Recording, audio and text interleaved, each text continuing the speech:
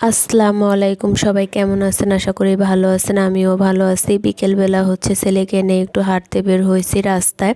সবসময় বাড়ির ভিতরে থাকতে থাকতে আর ভালো লাগতেছিল না, এই জন্য ভাবলাম যেহেতু অনেক দিন ধরে আসছি, বাড়ির থেকে তেমন একটা বের হওয়া হয় না।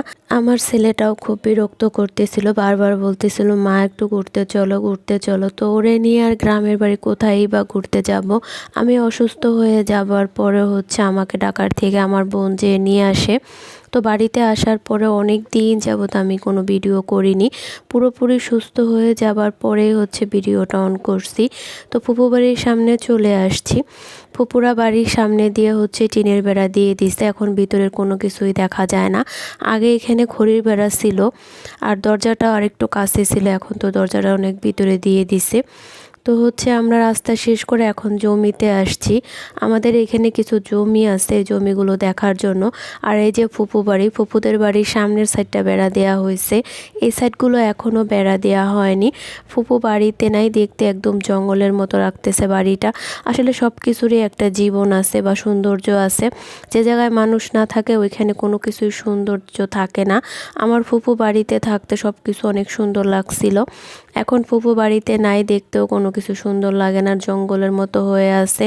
বাড়িঘরের অবস্থা দেখলেও খুব ভুতুড়ে ভুতুড়ে লাগে। তো যাই হোক, আমি এই যে জমির ভিতর চলে আসছি। এটা নভেম্বর মাসের ভিডিও, প্রথম দিকের। সে সময় ধান পুরোপুরিভাবে ক্ষেতের জমির থেকে কাটা হয়নি। সোনালি ফসল, কিছু কিছু জমির ধান কাটা হয়েছে আর কিছু কিছু জমির ধান এখনো কাটা হয়নি। কিছু দিনের ভিতরে পুরোপুরি জমির যত ধান আছে সব কিছু কাটা হয়ে যাবে। তারপর মেশিন দিয়ে এই পুরো জমিগুলো চৈষা, মানে আমাদের দেশে এটাকে চষা বলে, চৈষা তারপর আবার নতুন করে ফসল বোনা হবে। তো সেই সময় কেউ ধনিয়া বুনতে পারে, কেউ মটর কলাইও বুনতে পারে, অথবা কেউ সরিষা। এখনও আমাদের এখানে তেমন কিছু বোনা হয়নি, একটু দেরি হয়ে গেছে এই বছরটা। আর আমি ফুপুদের বাড়ির পিছন সাইডে আসছি। ফুপু কিছু দুন্দুল গাছ লাগাই গেছিল, সেগুলো দুন্দুল হয়েছে কিনা দেখার জন্য। মা বলতেছে তুমি যেহেতু হাঁটতে যাইতাছো তাহলে দুন্দুল গাছে দুন্দুল হয়েছে কিনা দেখে আইসো। তো এই জন্য আসলাম দেখতে। তো একটাও দুন্দুলও তেমন বড় হয়নি, সবগুলো ছোট ছোট।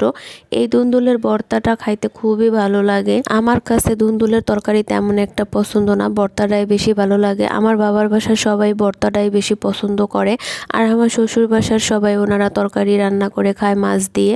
তো যাই হোক, এখানে আমি দেখতেছিলাম বড় বড় দুই একটা পাওয়া যায় কিনা। অনেক ঘনভাবে গাছগুলো হয়েছে। পিছন সাইডে যেহেতু জঙ্গল, এই জঙ্গলের ভিতরে হয়েছে, পাতার ভিতরে ঢেকে আছে, তেমন একটা দেখা যায় না। এই যে একটা বড় পাইছি, কিন্তু তেমন একটা বড় হয়নি। এই দুন্দুলগুলো অনেক বড় বড় হয়, এই বছর তেমন একটা বড় হইতেছে না। ফুপু বাড়িতে থাকলে তেমন একটা কেউ ছিঁড়ে নিয়ে যেতে পারে না, যেহেতু পিছন সাইডে জমি থেকে সবাই ধান কাটতে আসে আর এখান থেকে ছিঁড়ে নিয়ে চলে যায়। এর আগের বার যখন আসছিলাম তখন ফুপু বাড়িতে ছিল। এই দুন্দুলের ভর্তা আর চাপটি খুবই ভালো লাগছিল খেতে। এই বছর ফুপু নাই, খুব মিস করতেছিলাম। আর আমার ছেলেটা দেখেন সেই দূরে দাঁড়ায় রয়েছে। আমার ছেলেটা ওর নানু বাড়ি এসে খুবই আনন্দ পাইছে, খোলামেলা পরিবেশ, সবকিছুই চোখের সামনে দেখতে পাইতাছে, ওর কাছে খুব ভালো লাগতেছে। বাসায় তো সবসময় আটকা পরিবেশে থাকে, তেমন একটা কোথাও যেতেও পারে না। এখানে এসে তো ছোটাছুটি করতে পারতাছে, যেদিক মন চায় সেদিক যাইতে পারতাছে, কেউ তো কোনো কিছুই বলতেইছে না। আর আমার আব্বা মা তো কোনো কিছু বলতেই দেয় না, ওর যা মন চায় তাই করে। এর জন্য আমিও তেমন একটা কিছু বলি না। যেহেতু গ্রামের বাড়ি, ছোট মানুষ, কয়েকদিনের জন্য যেহেতু আসছি, আবার বাসায় চলে গেলেই তো আটকা পরিবেশ, এই জন্য আর তেমন একটা কিছু বলি না। বাচ্চাদের সব কিছুর সাথে অভ্যস্ত থাকা ভালো। যেহেতু আমার বাবার বাসায় গ্রামের বাড়ি, বছরে একবার হলেও যাওয়া লাগবে।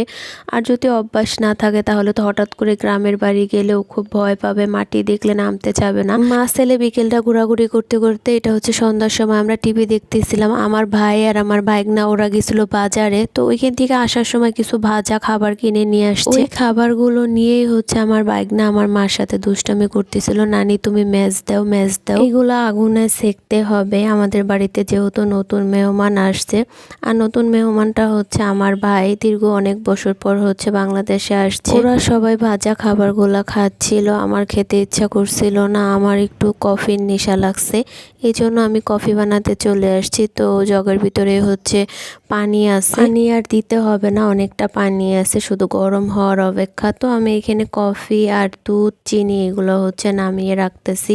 এই কফিগুলো আমার ভাই হচ্ছে বিদেশ থেকে নিয়ে আসছে, আরও অনেক কিছুই নিয়ে আসছে। আমি কোনো কিছুরই ভিডিও করিনি। যখন আমার ভাই আসছে তার আগের থেকেই হচ্ছে আমি অসুস্থ। তো আমার ভাই আসছে, প্যাকেজগুলো আনবক্সিং করছে, যার জন্য গিফট আনছে সবারে দিছে, কোনো কিছুই আমি ভিডিও করিনি। তখন আমি তেমন একটা সুস্থ ছিলাম না, অনেকটাই অসুস্থ ছিলাম, আর আমার তেমন ভিডিও করতে ইচ্ছাও করতেছিল না, এই জন্য করিনি। আমার ভাই আসার পরে যে একটা আনন্দের মোমেন্ট ছিল, সেগুলো কোনো কিছুই হচ্ছে ভিডিও ক্যাপচার করা হয়নি।